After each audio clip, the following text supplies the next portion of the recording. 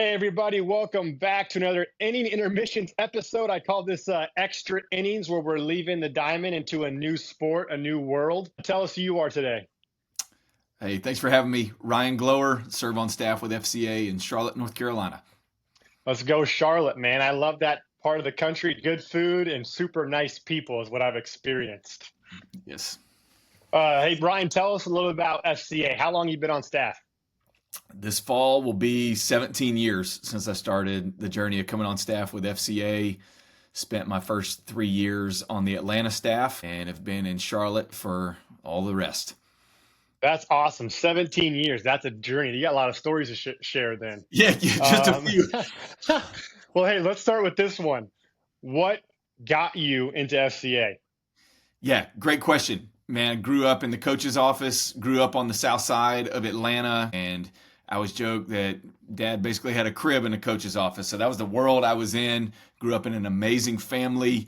And then it wasn't really till I went off to college, realized I don't know Jesus. I grew up in the church and was regularly around it, but I was long before the transfer portal was popular and NIL was even around, I was at 3 colleges in my first 3 semesters of college.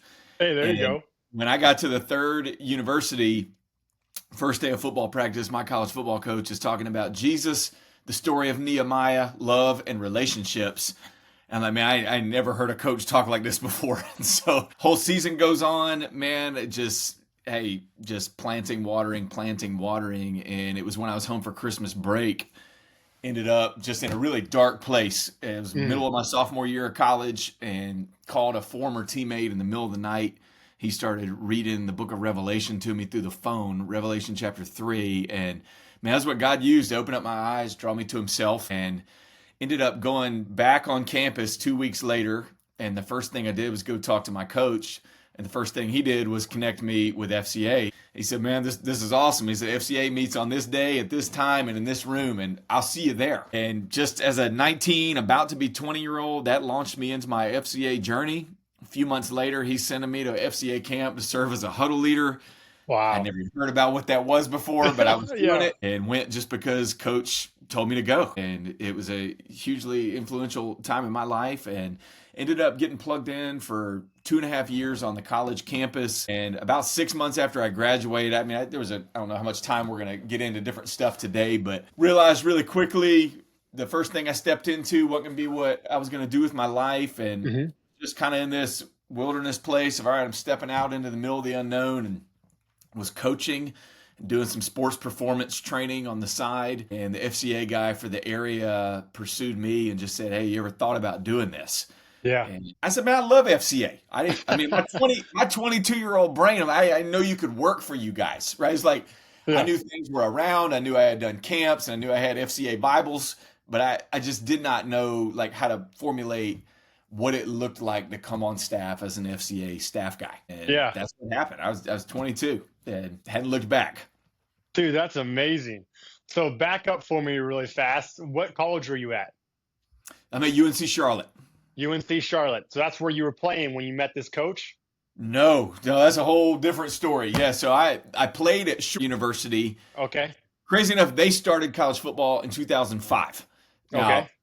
Went back on staff on the Atlanta side. I was actually with Randy Bruno, who's the VP over Georgia now, but Shane. So I was in Atlanta with Shane. Oh, nice. And then about 2011, Shane and I were talking collegiate level ministry, and he started throwing out a number of things for me to consider, and UNC Charlotte was one of them. And he said, hey, they're starting football in 2012. And I'm like, what are the odds of that? I'm like, I played for a startup program. And so here was this massive, now 30,000 plus student Division I campus that did not have FCA. And so as Brittany and I started praying through it, and man, we were just crying out, praying, fasting, visiting, and just felt like very clearly this is where the Lord was drawing us. And we moved. Yeah, we were 14 months into our marriage and moved here and didn't know anybody, and I just started opening up doors. And wow. So I do my boots on the ground, very, very closely plugged in with and serve Charlotte football, but my FCA role, like title, I serve as the multi-area director over Greater Charlotte. Yeah, and that's the full throttle part you were talking about off camera, right? Absolutely. Yeah. Well, hey, what's kept you in FCA for 17 years? Great question. Man, I'd have to unflinchingly just go back to a word that people probably use often, but calling. Mm, Very clear calling from the Lord. And then even, I would even use just this word compulsion. You know, when you look all the way back to Acts chapter 20, and Paul is using that language, hey, compelled by the Spirit. That Greek phrase deo honuma, right? Drawn, mhm. wrapped up, of course, and drawn. And so I think it's just been this very clear calling from the Lord. And just from that, I mean, when I think about it, and like when I deeply reflect back on it, which I try to do often, it's like, man, God in His grace drew me to Himself as this lost, broken, depressed college athlete.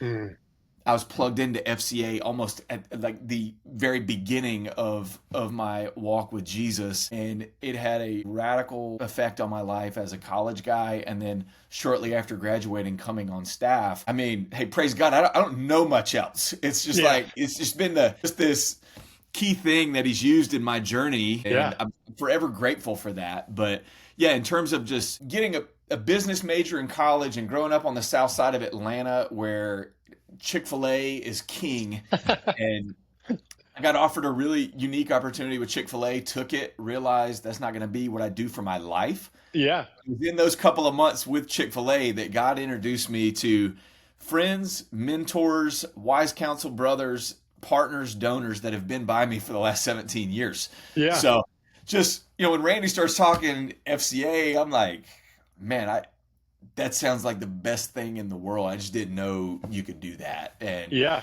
again, just back to it was just clearly God using some people and some Mhm. life situations to really kind of put all the pieces in place. And once I started doing it, it was just like, man, I know this is where I'm supposed to be. That's awesome. Hey, I got good news, man. Up here in Washington State, where I'm at, we're getting our first Chick-fil-A. Oh, nice. Yep. Yeah, man. I like grew up in it, so I don't know what it's like to be in a place where Yeah. there's not one. Yeah. We have the closest one. We have one up in Seattle area, and there's one in Spokane, which is a couple hours from both directions where I'm at. Yeah. And the building's opening up. I think it's opening this fall. It's up, and the branding's up, and they're doing interviews right now. So we got a Chick-fil-A, baby. So we're There you official. go. Yeah, go Watch make it out for happen. Tri-Cities, Washington. Here we come. Nice. Oh, well, hey, man. Thanks for sharing that. I love the word you started off with, calling, right? Powerful. When you find your purpose, it does something you internally, right? Our souls just awaken. I think that's a total God thing. So, well, tell me this. Why would you say, I loved your story because it started off with a coach Yeah. and Amy Thornton's on staff here with me, and she always talks about two of the most powerful words our coach says. That's Kids, it. We use it kids too. buy into it, right? Like Right. us as parents can tell our kid one thing, they're like, whatever. Coach can say the same thing, and they're like, I'll do it, coach. You're right, right? What's the power and the influence that you've seen in your journey in 17 years that a coach has for good and bad? Like, what's the influence they can have on people? Yeah, I mean, one thing that I talk about often with coaches is you are having an impact on their life. You are highly influential in their life. Now, that could go one of two ways. Mm, You're either going to have a massive good impact or you're going to have a negative impact. But either way, a coach is influencing and impacting an athlete. And I just think back to plenty of coaches I've had through the years. hmm Some are why I'm sitting right here today. hmm God chose to use them as His instruments and mm, His vessels to point me to Himself and hmm to encourage me to do certain things, to, Hebrews language, spur me on towards love and good works. mm. He used coaches in very key roles in my life to do that very thing.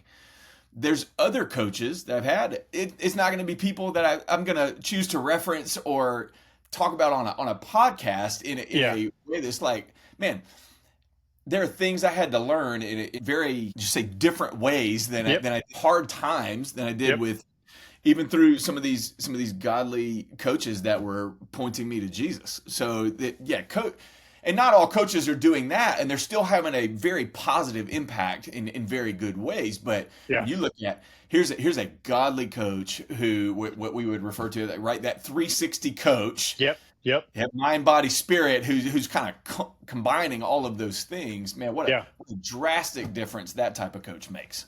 Yeah, that's really good. And I'll be, humble in my strengths, humble in my weaknesses, right? I'm a local coach here, and I remember my younger coaching days. I can look back on certain scenarios, certain moments with athletes, and I'm like, dang, I missed it.